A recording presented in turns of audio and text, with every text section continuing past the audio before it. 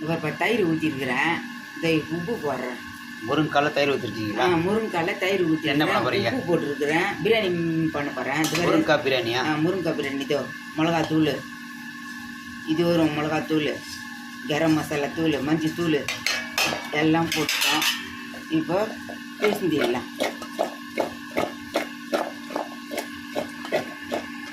முருங்கைக்காய் பிரியாணி பண்ண போகிறோம். அதுக்கு எண்ணெய் ஊற்றுறேன். நான் என்னம்மா? கோல்டு வின்னர் என்னப்பா? கோல்டு வின்னர் என்ன தான் ஊற்றிக்கிறேன். 2 இலை, இதோ 2 பட்டை, 2 லவங்கம், 2 லவங்கம், ஒரு அணைச்சி போட்டோம். இது ஒன்று இஞ்சி பூண்டு போடுறேன்.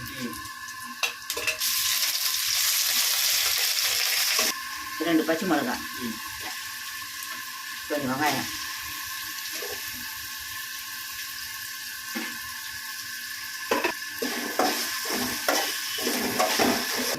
உப்பு போடுறேன். கல் உப்பா? ஆமாம். இதோப்பா தக்காளி போடுறேன்ப்பா.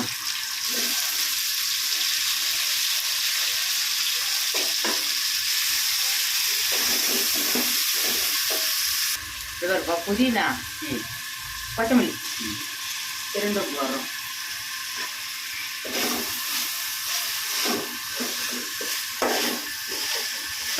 இப்போ ரவுண்டு மிளகாத்தூள், ரவுண்டு கரம் மசாலா. இதோ இப்போ முருங்கைக்காய், தயிர், மிளகாத்தூள், உப்பு, மஞ்சத்தூள், கரம் மசாலா தூள் போட்டு குளிக்க வச்சுக்கிறோம். இதை கொட்ட போகிறோம். இதோ 1/4 மணி நேரம் ஊறினா போதுமா இது? போகிறோம்.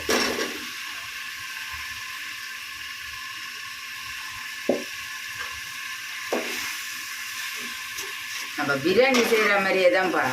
இப்போ கறி கொட்டி செய்வாங்கள்ல, அதே மாதிரி தான் இது.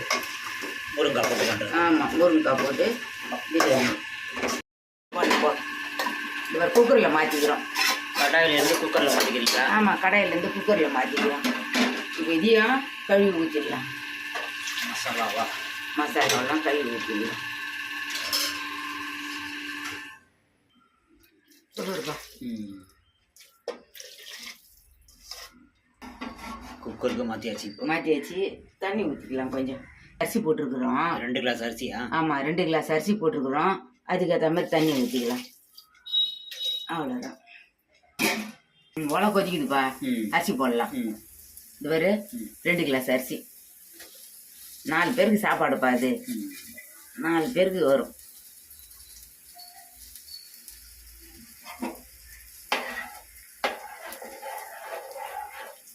இது அப்படியே உப்புக்குதான்னு பார்த்துட்டு மூடி வச்சிடலாம். இந்தப்பா, இந்த பக்கம் முருங்கைக்கீரை வேகுதுப்பா.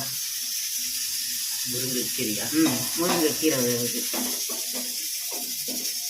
ஒரு விசில் வருதுப்பா. இப்போ கம்மி பண்ணிடலாம். கம்மி பண்ணாக்கா 1 விசில் வரும். அப்போ இறக்கிடலாம்.